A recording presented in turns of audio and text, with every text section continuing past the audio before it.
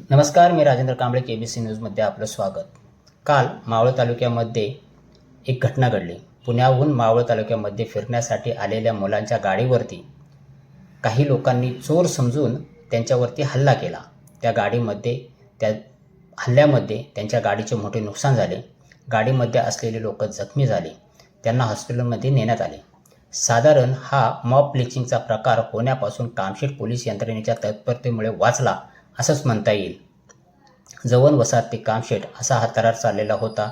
झुंडीपासून स्वतःला वाचवण्यासाठी ही तरुण मुलं आपली गाडी सैरावैरा पळवत होती.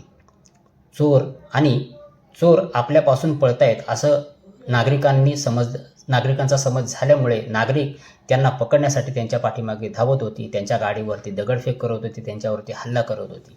अखेर त्या गाडीतील तरुणांनी पोलिसांशी संपर्क साधला. मोबाईलवरनं पोलिसांशी संपर्क साधला. आम्हाला वाचवा, आमच्यावरती हल्ला होत आहे असं आव्हान केल्यानंतर पोलीस तत्परतेने घटनास्थळी पोहोचले व गाडीतील मुलांना वाचवण्यात यशस्वी झाले. त्यामध्ये अनेक पोलीस अधिकाऱ्यांच्या गणवेशावरती रक्ताचे डाग पडले.